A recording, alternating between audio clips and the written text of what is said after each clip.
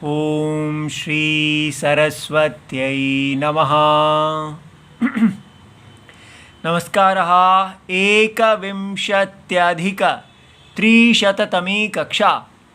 आज का हमारा सूत्र है मृजेर वृद्धि 72114। तो गुण से अब हम वृद्धि की तरफ जा रहे हैं।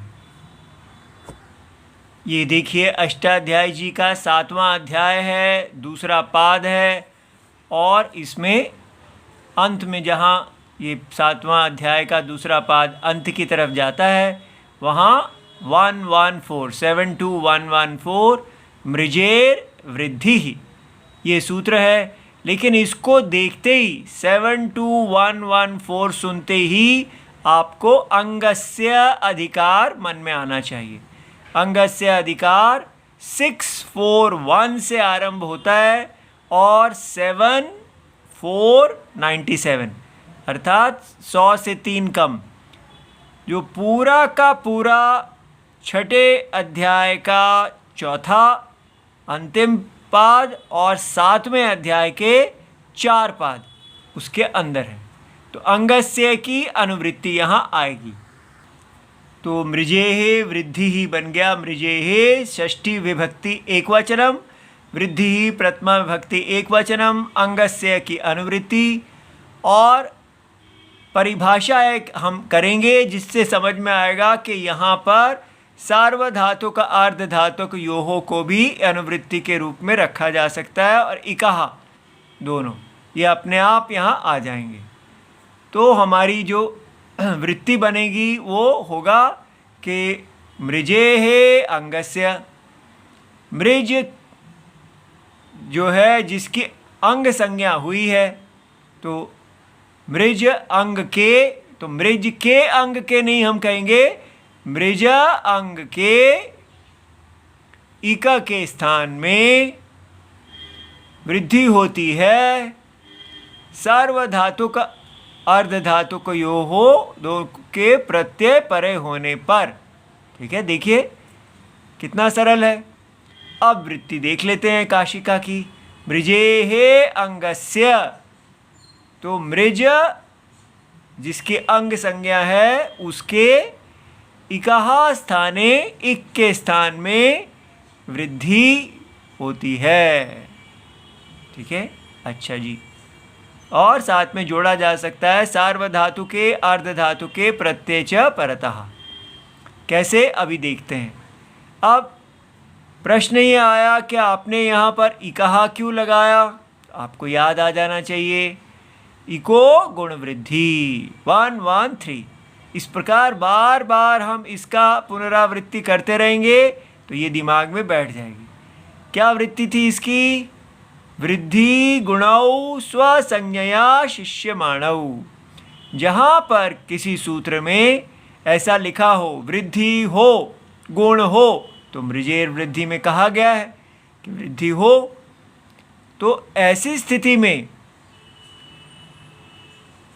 इकाहा एव स्थाने, यदि स्थानी का निर्देश नहीं हो, तो ये तो यहाँ बताया ही नहीं कि मृज के अंग के कहाँ पर वृद्धि होनी चाहिए, तो इसलिए स्थानी का निर्देश नहीं है।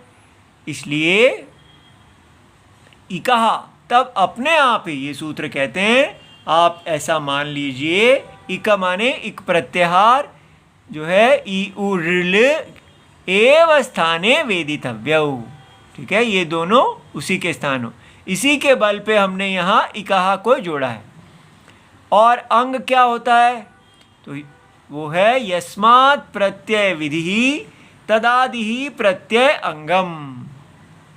तो मृज धातु से जब भी प्रत्यय कोई सार्वधातुक या अर्धधातुक प्रत्यय की विधि होगी, यस्मात् प्रत्यय विधीयते, किस वो धातु से भी हो सकता है, प्रातिपदिक से भी हो सकता है, लेकिन यहाँ पर केवल धातु ही है क्योंकि सूत्र में मृज धातु कहा गया है।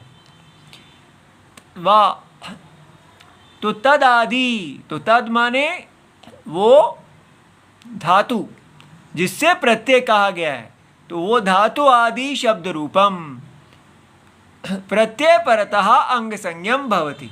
तो यहाँ मृज की अंग संज्ञा होगी। ठीक है, तो इससे हमने लिख दिया मृजेः अंगस्य। ठीक है, अब यहाँ पर प्रश्न आता है कि धातोः सार्वधातुक अर्धधातुकयोः प्रत्यय परतः, ये आपने कैसे मान लिया? तो उसके लिए महाभाष्यकार जी ने अपने इसी सूत्र के भाष्य में हमको एक गमक परिभाषा दी है। ये सूत्र की परिभाषा नहीं है। उन्होंने कहा कि धातोः च कार्यम उच्यमानम, धातु से अगर कार्य कहा गया है, कहे गए कार्य से, तो धातु प्रत्यय एव वेदितव्यम। तो वो धातु से होने वाले, जो धातु से कार्यम कहा गया है, तो वो धातु प्रत्यय के होने पर ही होगा। ठीक है, अब ये देखिए यहाँ का ये मृज जो है धातु है, तो मृज से वृद्धि होने का कार्य कहा गया है। तो ये कब होगा?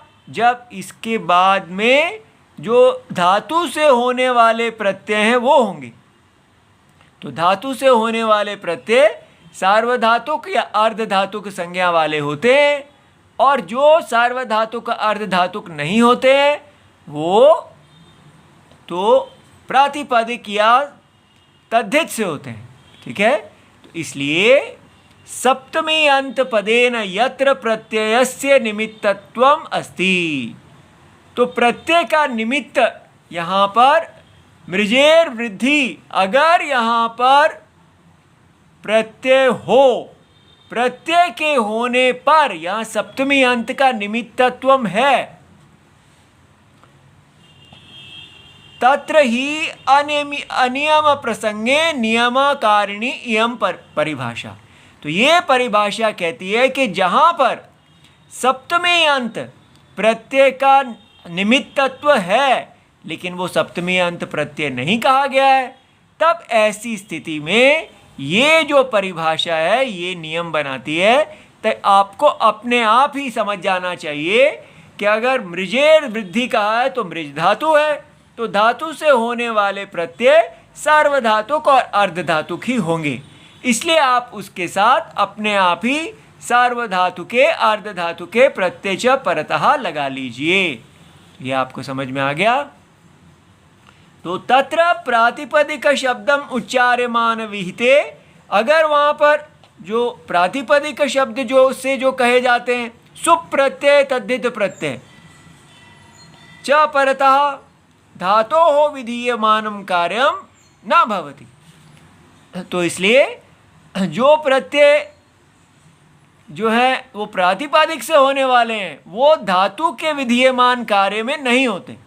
इसलिए यहाँ पर मृजेर वृद्धि में जब मृज के बाद यहाँ पर जब सुप प्रत्यय आएंगे या तद्धित प्रत्यय आएंगे जो धातु से नहीं कहे जाते हैं, प्रातिपदिक से कहे जाते हैं, तो ये कार्य वृद्धि का नहीं होगा। ठीक है, तो इसका उदाहरण है मृज से माष्टा शुद्ध करने वाला, माष्टुम माष्टव्यम। ये कल हम इनकी सिद्धियां देखेंगे। मृजु शुद्धौ धातु है, धोना स्वच्छ करना अदादि गण का, और ये परिभाषा है इसीलिए तेना कंस परिमृंभ्याम और कंस परिमृंभिः, माने कंस को अच्छी तरह शुद्ध करने वाले जो दो हैं उनके द्वारा, या कंस को शुद्ध करने वालों के द्वारा इत्यात्र। तो यहाँ मृ जो है वहाँ वृद्धि नहीं हुई। क्यों नहीं हुई? क्योंकि ये धातु का के भ्याम जो है वो धातु से होने वाला प्रत्यय नहीं है, वो सुप प्रत्यय है भी। इति सर्वम शिवम प्रणाम।